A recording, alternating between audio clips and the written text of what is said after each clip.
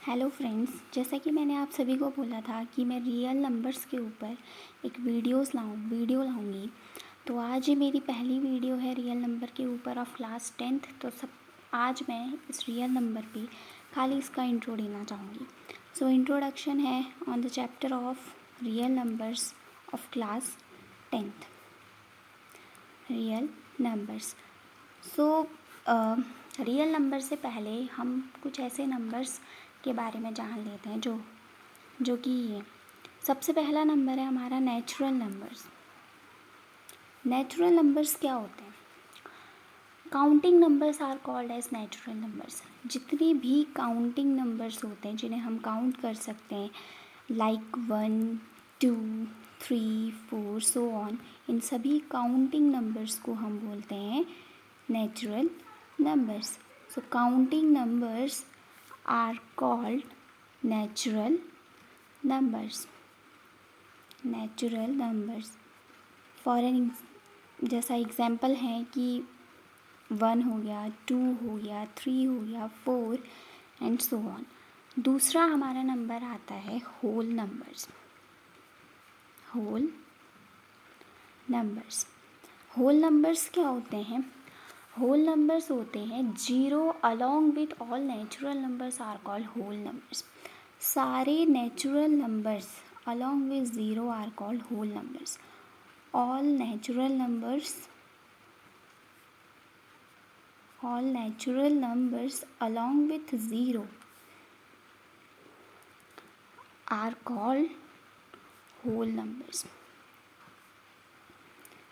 मतलब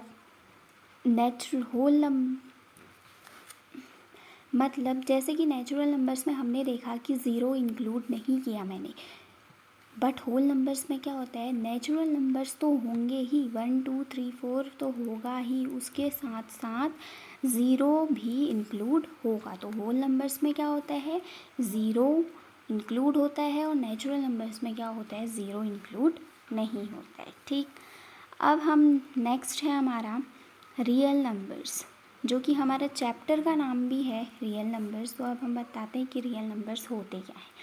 all rational and irrational numbers are known as real numbers. जितने भी rational और इरेशनल नंबर्स जो होते हैं वो सारे हमारे रियल नंबर्स होते हैं। All rational and irrational numbers are called real numbers. Real नंबर्स को हम कैपिटल आर से भी डिनोट करते हैं। अब रियल नंबर हमारे दो तरीके के होते हैं। पहला है हमारा रैशनल नंबर। रैशनल नंबर क्या होता है वो देखिए, रैशनल नंबर होते हैं हमारे ऐसे नंबर्स जो P/Q के फॉर्म पे होते हैं। Real numbers which are in the form of P/Q are known as natural numbers. Real numbers are in the form of P/Q is called rational numbers. इसमें क्या होता है देखना, जो P/Q फॉर्म में बोल रही हूँ उसमें जो एक Q होगा, मीन्स हमारा जो डिनोमिनेटर है वो ज़ीरो के इक्वल कभी भी नहीं होगा। फॉर एन एग्ज़ाम्पल 5, ये 5 है, इस 5 को हम इस P/Q के फॉर्म पे लिख सकते हैं, 5/1 लिख सकते हैं। देखिए जो हमारे जो डिनोमिनेटर आया वो कभी भी ज़ीरो के इक्वल नहीं आएगा। ठीक, तो जैसे -7 है, -7 को भी हम -7/1 लिख सकते हैं। तो ऐसे रियल नंबर्स जो हमारे P/Q के फॉर्म पे लिखे जाते हैं उन सारे रियल नंबर्स को हम क्या बोलते हैं, रैशनल नंबर्स। अब दूसरा आता है हमारा इरेशनल नंबर्स। इरेशनल नंबर्स, अब इरेशनल नंबर्स क्या होते हैं, real numbers which can not expressed in the form of P/Q। Real numbers which cannot expressed in the form of in the form of P/Q। ऐसे real number जो कभी भी P/Q इस form पे नहीं लिखे जाएंगे उन नंबर्स को हम इरेशनल नंबर्स भी बोलते हैं। अब इरेशनल नंबर्स में एक तो वो P/Q के फॉर्म पे नहीं लिखे जाएंगे, दूसरा क्या होता है इरेशनल नंबर्स में कि इरेशनल नंबर्स का जो डेसिमल एक्सपेंशन होता है वो क्या होता है, नॉन टर्मिनेटिंग होता है, नॉन टर्मिनेटिंग होता है एंड नॉन रेकरिंग होता है, non terminating and non recurring होता है इरेशनल नंबर्स का decimal expansion. For an example non terminating मतलब जब हम उस नंबर को किसी भी नंबर से डिवाइड करेंगे तो उसका जो रिमाइंडर जो है वो कभी भी ज़ीरो नहीं आएगा। उन नंबर्स को हम बोलते हैं नॉन टर्मिनेटिंग नंबर्स। जिन नंबर्स को डिवाइड करने पे उसका रिमाइंडर हमें ज़ीरो नहीं मिलता है उन नंबर्स को हम बोलते हैं नॉन टर्मिनेटिंग नंबर्स। और नॉन रेकरिंग नंबर्स क्या होते हैं, नॉन रेकरिंग नंबर्स मतलब non repeating numbers means repeat नहीं होंगे आफ्टर द डेसिमल। मीन्स जैसे 3.3333 हम लिखते हैं, देखिए पॉइंट के बाद ये जो 3 जो है वो क्या हो रहा है, रिपीट हो रहा है। इसको हम 3.3 के ऊपर ऐसे स्मॉल बार भी लगाते हैं। इस बार का मतलब है कि ये जो ये डिजिट है 3 ये बार बार क्या होगी, रिपीट होगी। But non recurring numbers non repeating numbers होते हैं, मतलब ये एक नॉन रेकरिंग नंबर नहीं है क्योंकि डेसिमल के बाद क्या हो रहा है, ये 3 जो है बार बार क्या हो रहा है, रिपीट हो रहा है। तो नॉन रेकरिंग नंबर्स कौन से नंबर्स हो गए, जो डेसिमल के बाद रिपीट नहीं होते हैं। एग्जाम्पल जैसे हम लिखते हैं 7.0100100001, ये एक नॉन रेकरिंग नंबर है। क्यों, क्योंकि डेसिमल के बाद जो है ये डिजिट्स रिपीट नहीं हो रही है। पहले हमें 01 मिला, फिर 001 मिला, फिर 0001 मिला। तो ऐसे नंबर्स जो पॉइंट के बाद रिपीट नहीं करते हैं उन नंबर्स को हम नॉन रेकरिंग नंबर्स बोलते हैं। तो इरेशनल नंबर्स क्या होते हैं, ऐसे रियल नंबर्स जो एक तो P/Q के फॉर्म पे नहीं दिखेंगे हमें, और दूसरा नॉन टर्मिनेटिंग होंगे, उनका जो डेसिमल एक्सपेंशन होगा वो नॉन टर्मिनेटिंग होगा और नॉन रेकरिंग होगा। ठीक है, लेट्स टेक एन एग्जाम्पल जैसे √2, √3, these all are irrational numbers। ठीक, बट अंडर के अंदर जो है सिर्फ हमें प्राइम नंबर्स होने चाहिए, जो प्राइम नंबर्स होने चाहिए अंडर रूट के अंदर, जो सिर्फ अपनी टेबल से जो है डिवाइड होते हैं। अभी हम आगे प्राइम नंबर्स भी पढ़ेंगे वो क्या होते हैं। अगर हम प्राइम नंबर नहीं लिखते, अगर हम अंडर रूट में 4 लिख देते तो अंडर रूट 4 हमें क्या देता है, 2 देता है। 2 को हम P/Q के फॉर्म पे लिख सकते हैं, तो हमारा 2 जो है एक इरेशनल नंबर्स नहीं हुआ। तो अंडर रूट 4 हमारा इरेशनल नंबर नहीं हुआ। क्यों, क्योंकि वो जो है हमें एक ऐसा नंबर दे रहा है जिसको हम P/Q के फॉर्म पे लिख सकते हैं। बट हमने अब तो अभी पढ़ा कि इरेशनल नंबर्स P/Q के फॉर्म पे नहीं होते। तो वही जो मैं बोलना चाह रही हूँ कि जो अंडर रूट के अंदर जो हम वैल्यू रखेंगे वो हमेशा वो जो डिजिट होगी वो एक प्राइम नंबर होगा। ठीक है, दूसरा हम पढ़ते हैं प्राइम नंबर्स क्या होते हैं। प्राइम नंबर्स क्या होते हैं, प्राइम नंबर्स क्या होते हैं, the natural numbers which are divisible by 1 and itself are called prime numbers. The natural numbers which are divisible by 1 and itself are called prime numbers। ऐसे नेचुरल नंबर्स जो क्या होते हैं, जो 1 की टेबल से डिवाइड हो और अपनी टेबल से डिवाइड हो, उन नंबर्स को हम बोलते हैं prime numbers. Let take an example 2। Two, एक एग्जांपल लिया हमने टू। अब जो ये टू है इसके ये एक प्राइम नंबर है। क्यों? क्योंकि ये टू जो है एक तो वन से डिविजिबल होता है, वन की टेबल में भी टू आता है, वन टू ज़ा टू। एक होता है हमारा खुद से डिविजिबल, टू की टेबल में भी वन आता है, टू वन ज़ा टू। तो मतलब प्राइम नंबर ऐसे नंबर जिनके दो फैक्टर हो, एक तो वन, एक तो खुद। एक तो वो नंबर खुद होना चाहिए अपना फैक्टर, एक उसका फैक्टर होना चाहिए वन। तो प्राइम नंबर ऐसे नेचुरल नंबर्स होते हैं जो वन से डिविजिबल होते हैं और खुद से डिविजिबल होते हैं। ठीक है, let's take an example three. Three भी जो है एक तो वन से डिविजिबल होता है, वन थ्री ज़ा थ्री, और दूसरा थ्री अपने आप से डिविजिबल होता है, थ्री वन ज़ा थ्री। ठीक है, ऐसे ही और एग्जांपल हम ले सकते हैं। टू है प्राइम नंबर का एग्जांपल, थ्री है प्राइम नंबर का एग्जांपल, फाइव है प्राइम नंबर का एग्जांपल, सेवन है प्राइम नंबर का एग्जांपल, एंड सो ऑन। ठीक है, अब एक नोट मैं लिखाना चाह रही हूँ, ये नोट को यहाँ पर नोट करिए। बहुत बच्चों को ये कन्फ्यूज़न होता है कि वन एक प्राइम नंबर है या नहीं। तो मैं ये बताना चाहती हूँ कि one is not a prime number because as it has only one factor. One कभी भी एक प्राइम नंबर नहीं होता है, one is not a prime number. क्यों वन एक प्राइम नंबर नहीं है? क्योंकि वन का सिर्फ एक ही फैक्टर होता है जो कि वन खुद है, और वन किसी अदर टेबल पे नहीं आता है। हमने अभी क्या बोला, प्राइम नंबर के दो फैक्टर होने चाहिए, एक तो वो वन से डिविजिबल होना चाहिए, एक फैक्टर उसका वन हो गया, और एक फैक्टर वो नंबर खुद होना चाहिए। ठीक, बट यहाँ पर हमने क्या देखा कि वन जो है उसका सिर्फ एक फैक्टर है वन, तो one is not consider as a prime number. दूसरा होता है हमारे कंपोजिट नंबर। अब कंपोजिट नंबर्स क्या होते हैं? ऐसे natural number which are divisible by one itself and by any other number are known as composite number.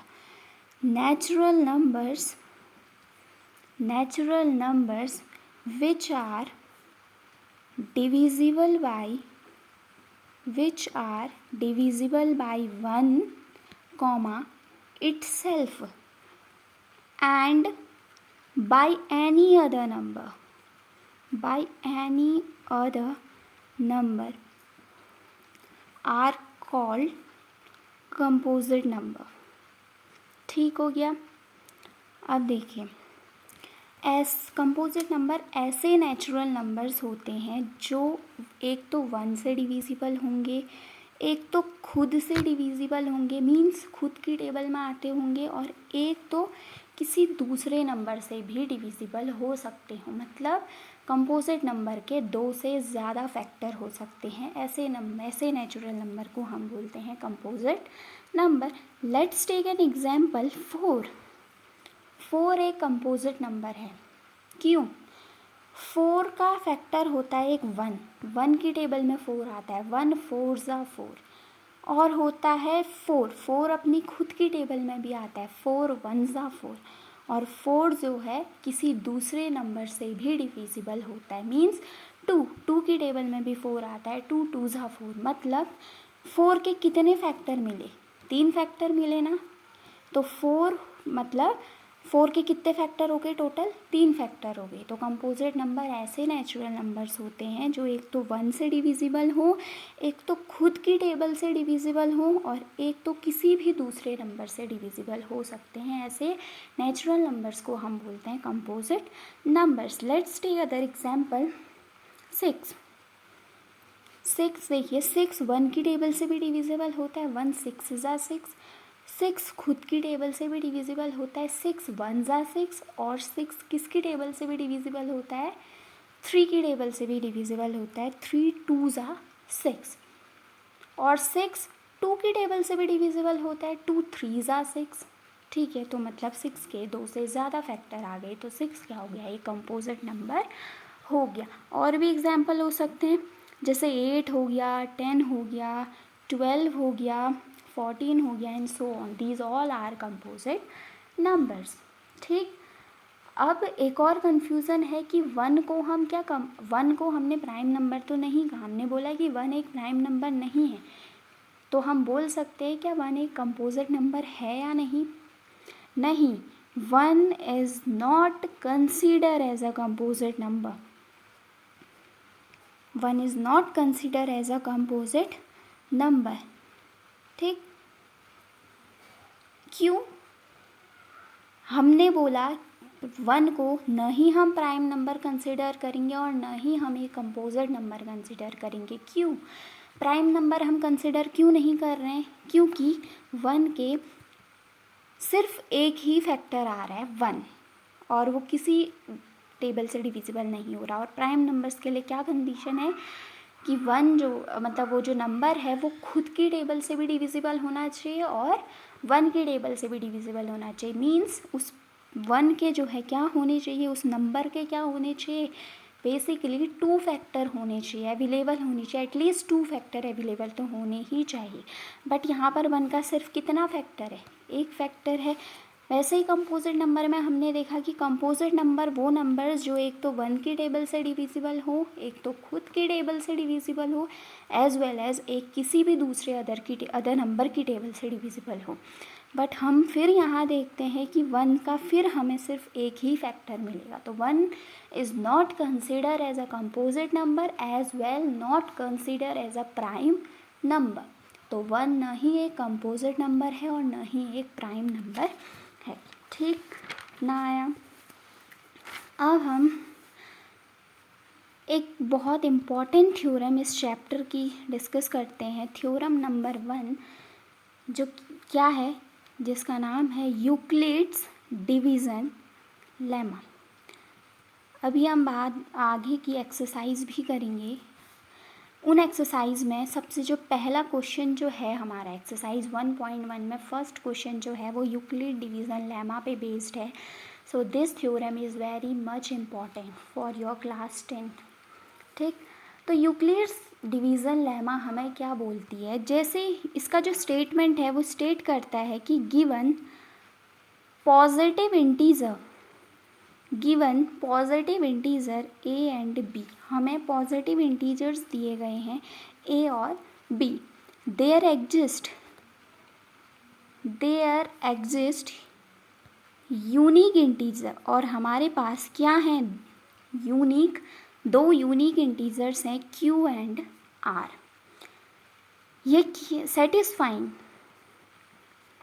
Satisfying a equals to b q plus r and जो r है is greater than equals to 0 and less than b। अभी आपको पता नहीं चलेगा कि ये statement क्या बोल रहा है, बट जैसे अभी मैं एग्जांपल लूँगी जिससे आपको पूरा क्लियर हो जाएगा। तो ये स्टेटमेंट क्या बोलता है?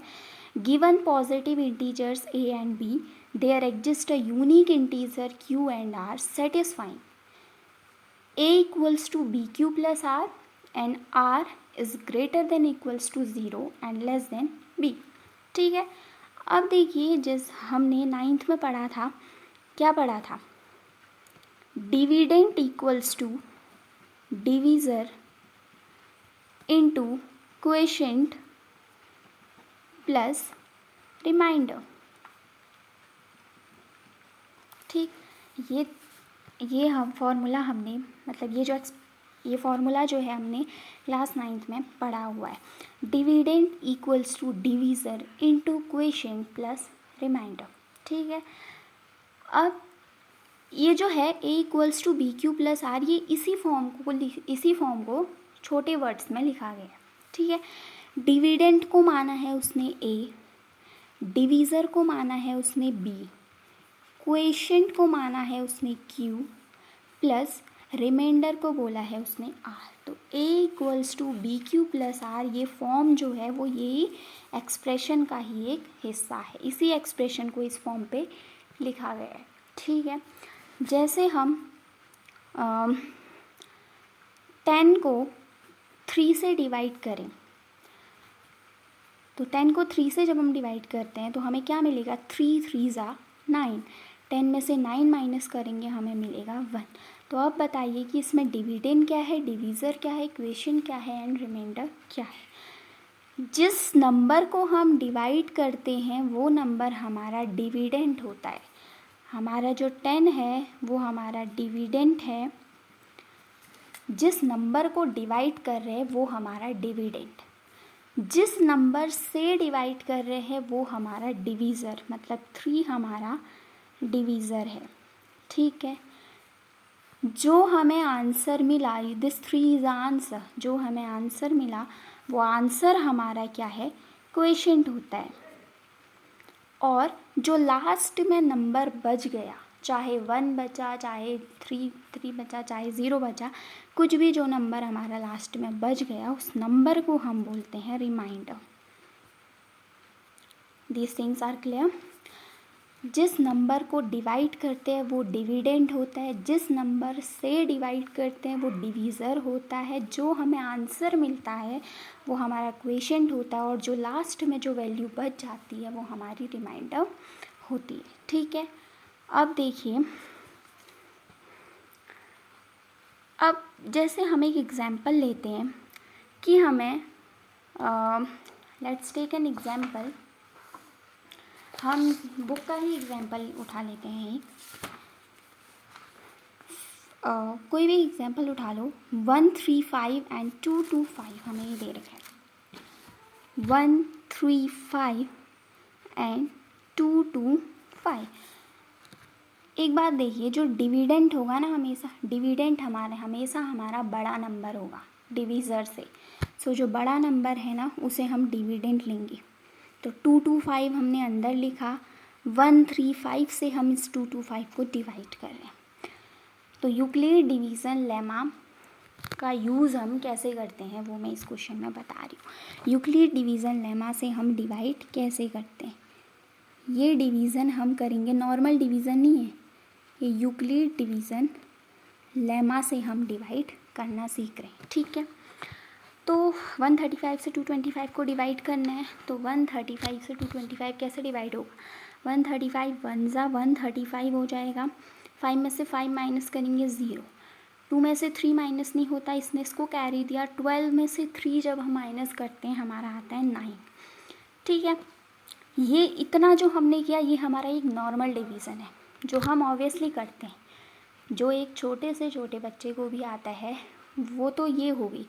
बट यूक्लिड डिवीज़न लेमा, हम इस क्वेश्चन में एक स्पेशल चीज़ क्या कर रहे हैं, वो स्पेशल चीज़ हम कर रहे हैं जो हम इसके नीचे से शुरू करेंगे। जो हमारा रिमाइंडर आया है ना, इस रिमाइंडर को हम एज अ डिवीज़र यूज़ करेंगे, और जो हमारा डिवीज़र था पहले ऊपर वाले का, जो हमारा डिवीज़र था उस डिवीज़र को हम एज अ डिविडेंड यूज़ करते हैं। यही हम स्पेशल चीज़ कर रहे हैं इस क्वेश्चन में। ठीक है, तो जो हमारा रिमाइंडर आया उस रिमाइंडर को हमने कंसिडर किया एज अ डिवीज़र, और जो इसके ऊपर जो हमने जो ये डिविडेंड लिया था उस डिविडेंड को एज अ कंसिडर किया हमने डिवाइज़र। ठीक है, तो 90 से 135 को डिवाइड करेंगे तो 1 ज़ा हो जाएगा 90, 5 में से 0 माइनस करते हैं 5, अब 3 में से 9 माइनस नहीं हो सकता, इस 1 ने इसे कैरी दिया, 13 में से 9 माइनस किया तो हमारा हो गया 4। अब दोबारा ये प्रोसेस हम तब तक करते रहेंगे जब तक कि हमारा रिमाइंडर क्या ना आ जाए, 0 ना आ जाए। ठीक है, तो फिर हम इस रिमाइंडर को कंसिडर करेंगे एज अ डिवीज़र, और इसके ऊपर जो हमने चीज़ की, ये चीज़ इसमें जो डिवीज़र था उस डिवीज़र को कंसिडर करेंगे एज अ डिविडेंड यहाँ पर। अब 45 से 90 को डिवाइड करो तो 45 2 ज़ा होता है हमारा 90, हमारा क्या आ गया, रिमाइंडर क्या आ गया हमारा 0।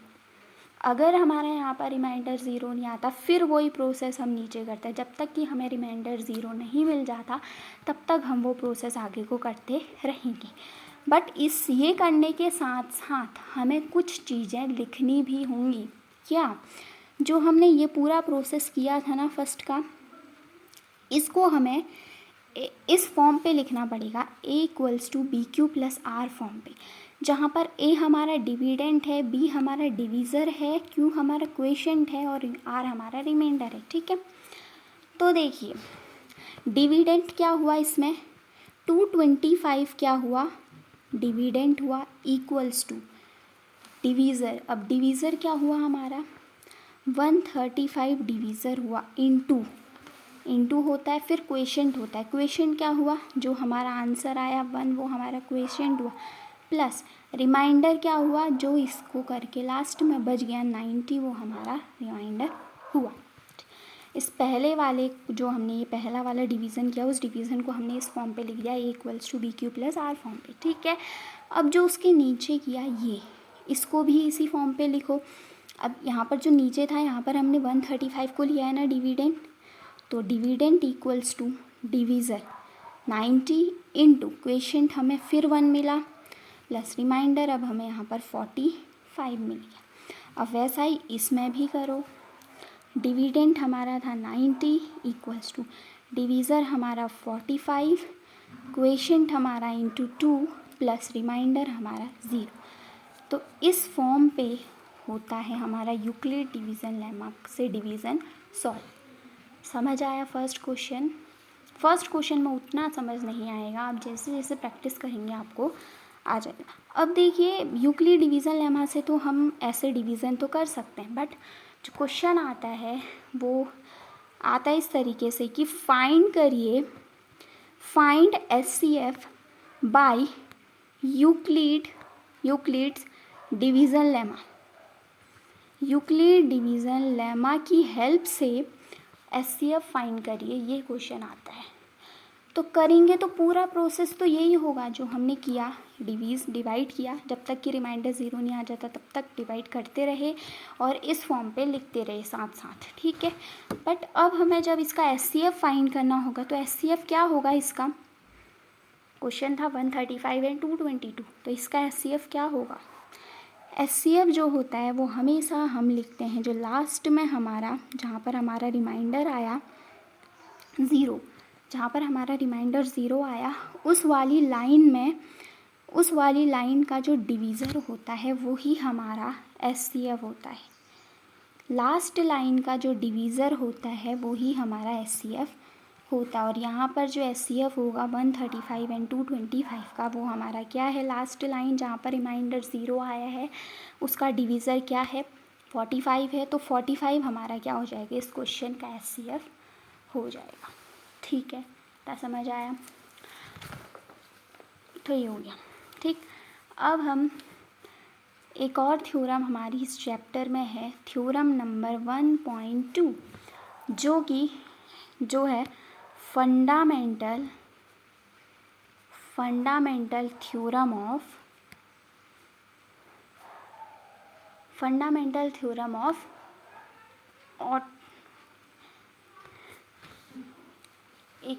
Arithmetic, fundamental theorem of arithmetic. This is your theorem, the fundamental theorem of arithmetic. ये थ्योरम 1.2 है। ये थ्योरम हमें क्या बोलती है कि ये स्टेट करती है कि every composite number can be expressed as the product of primes and this factorisation is unique apart from the order in which the prime factors occur. ठीक, अभी आपको समझ नहीं आएगा इसमें क्या बोला गया है, बट देखिए जब हम कंसिडर करते हैं सबसे पहले एग्जाम्पल, क्योंकि एग्जाम्पल के बिना हमें कुछ समझ नहीं आएगा। एक एग्जाम्पल हम कंसिडर करते हैं कि हमें फैक्टराइजेशन करना है 32760, ये एक हमारा एक क्वेश्चन है, इसको हमें फैक्टराइज करना है। तो ये चीज़ हम फैक्टराइज करेंगे। सबसे पहले हम लास्ट वंस डिजिट हमारी 0 है, तो जब भी हमारी वंस डिजिट 0 या 2 होती है तो सबसे पहले हमारा ध्यान यही जाता है कि हम उसको 2 से डिवाइड करें। 2 से जब हम इसको डिवाइड करेंगे तो 2 1 ज़ा 2, 1 2 12 हुआ, 2 6 ज़ा 12, 7 बचा, 2 से 2 3 ज़ा 6, 1 बचा 6, 2 8 ज़ा 16 एंड लास्ट में 0। ठीक है, फिर 2 से और डिवाइड करो, 2 8 जा 16, 2 1 जा 2, 1 बचा 8 उतरा, तो 2 9 जा 18 होता है 0। फिर 2 से डिवाइड करो, 2 4 जा 8, 1 उतरा, नहीं जाता तो रिमाइंडर हमारा क्वोशिएंट हमारा 0 होता है। फिर 9, फिर 2 9 जा हुआ 18, 1 और 9 19 हुआ, तो 2 से 19 को डिवाइड करेंगे तो 2 9 जा 18, फिर हुआ हमारा 0। ठीक है, नहीं 2 9 से 18 जब हमने किया तो 1 0, 2 5 सा 10 हुआ, 2 5 सा 10। ठीक है, अब हमारा किससे डिवाइड जाएगा, 3 से। 3 से जब इसको डिवाइड किया तो 3 1 जा 3, फिर 3 सा जाएगा, फिर होगा हमारा 6 एंड 5। फिर 3 से डिवाइड किया, 3 4 जा 12, 1 6, 3 4 जा 12, 3 5 15, 3 5 जा 15, 3 5 जा 15, 1 बचा 5, 3 5 जा 15। फिर हमारा अब ये 7 से जाएगा, सॉरी 5 से जाएगा, फिर 5 से हमारा 9 और 1 टाइम गया 91 टाइम्स। फिर जाएगा हमारे 7 से 91 होगा डिविजिबल 13 टाइम्स, एंड फिर 13 से जाएगा ये 1 टाइम। ठीक है, ये हमारे क्या आ गए, प्राइम फैक्टर आ गए, 2 into 2 into 2 into 3 into 3 into 7, 3 into 3 into 5 into 7 into 13, ये हमारे फैक्टर्स आ गए। अब जो हमें थ्योरम बोलती है वो क्या बोलती है, देखिए, every composite number can be expressed या फैक्टराइज्ड एज, ये कंपोजिट नंबर है हमारा, तो बोल रहा है थ्योरम कि हर कंपोजिट नंबर के जो फैक्टर होंगे, जब हम कंपोजिट नंबर को फैक्टराइज करेंगे तो जो ये फैक्टर होंगे, बोल रहा है इसके 2 जो ये फैक्टर आए, ये फैक्टर्स जो होंगे are the product of prime, ये जो फैक्टर होंगे ये प्राइम नंबर्स का प्रोडक्ट होगा, है नहीं इसमें सारे नंबर्स प्राइम है नहीं, प्राइम नंबर्स का प्रोडक्ट होगा, and this factorisation is unique, और ये फैक्टराइजेशन यूनिक होगा बोल रहा है, apart from the order in which the prime factors matter. Order matter नहीं करता, कहने का क्या मतलब है कि ऑर्डर मैटर नहीं करता। जैसे लास्ट में हमें क्या मिला, 7 इंटू 13 मिला ना लास्ट में, तो 7 इंटू 13 लिखो या 13 इंटू 7 लिखो, प्राइम इसके जो फैक्टर है इनके फैक्टर के मल्टीपल में कोई भी फ़र्क पड़ेगा, इन फैक्टर्स को मल्टीपल करके हमें 32760 यही मिलना है और यही मिलेगा, चाहे हम लास्ट में 7 इंटू 13 लिखें या 13 इंटू 7 लिखें। तो बोलने का यही मतलब है कि जो ऑर्डर है वो मैटर नहीं करेगा, किसी भी ऑर्डर में हम इसको लिखें। ठीक है, तो ये था हमारा इस चैप्टर का इंट्रोडक्शन। अभी ये इंट्रोडक्शन ख़त्म नहीं हुआ है, तो थोड़ा इंट्रोडक्शन और बचा है, वो हम नेक्स्ट वीडियो में कवर करेंगे। अगर आपको वीडियो पसंद आए तो इसे लाइक शेयर और सब्सक्राइब ज़रूर करिए, और सभी सोशल मीडिया फॉर्म्स पे इसको शेयर करिए। Thank you.